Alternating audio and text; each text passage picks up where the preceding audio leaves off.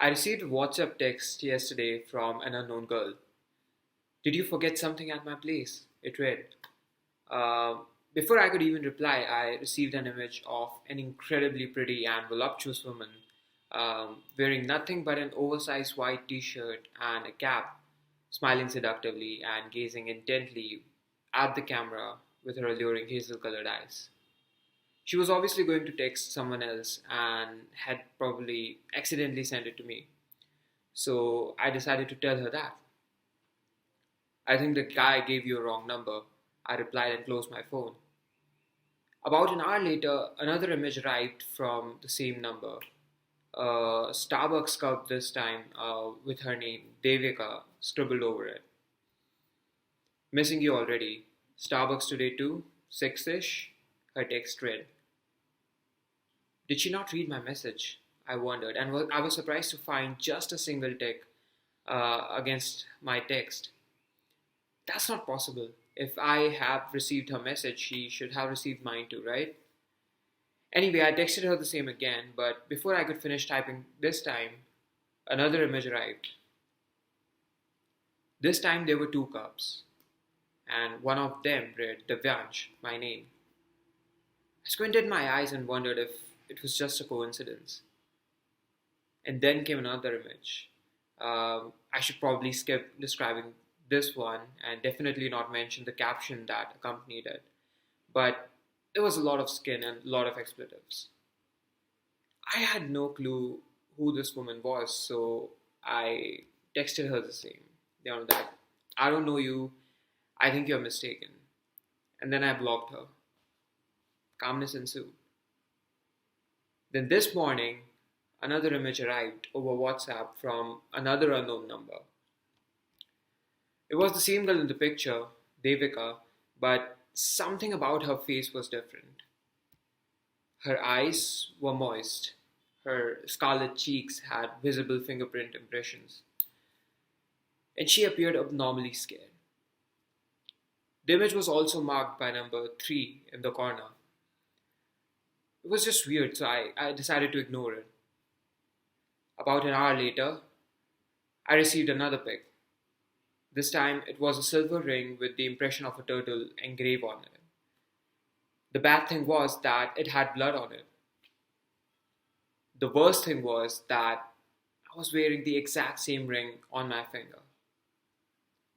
Shit just became real. The image also had number 2 marked on it. So number 3, number 2, I could almost sense where this was heading. Again, about an hour later, another pic dropped marked with number 1, and this one shook me from the inside. It was her pic again. Her face was badly bruised, and eye was swollen, hands tied to the back, and her mouth was gagged. Um, she was made to sit on her bed, and she seemed tired of all the crying. Worse yet, someone else was standing in the picture at the back along with her, his head looking at his feet, wearing dark clothes, a hoodie, and holding a rather big knife in one hand. I did not know the woman, but I prayed for her. I prayed for her safety. And then a few messages arrived in succession. No one takes my baby. 3, 2, 1, end. And then the last image dropped. The girl was lying in her own pool of blood on the bed. Her neck was slashed and she was living her last moments, trying to grab some breath, which her pierced windpipe didn't allow her to. That silver ring, one which I have been wearing for the past 2 years, it was placed carefully in the middle of her forehead while she struggled to survive. The killer must have soaked his thumb in her blood and rubbed it over her lips for the last time before clicking that picture and sending it to me. I froze.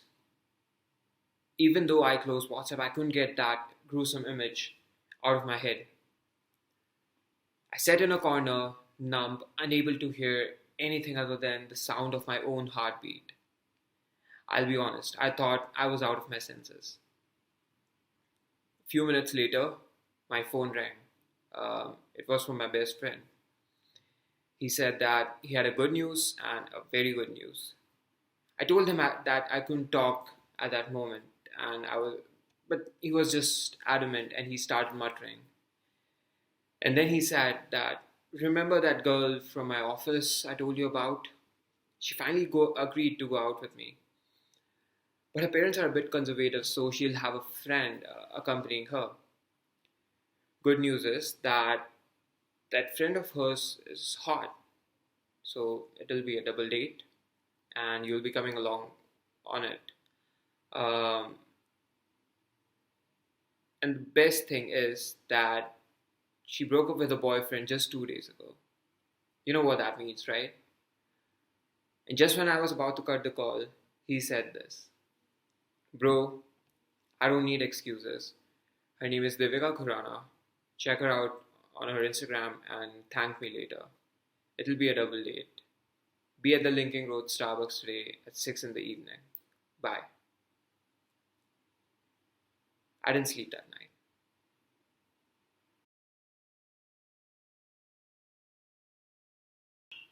Hey guys, this is Divyansh. The story which you just saw is one of my most popular fictional pieces online.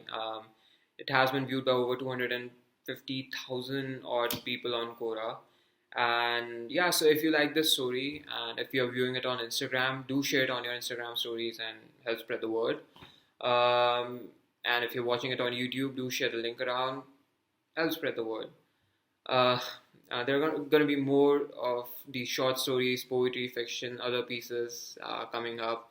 So, yeah, if you would like to stay around, do follow the Instagram handle or subscribe to the YouTube channel. Bye.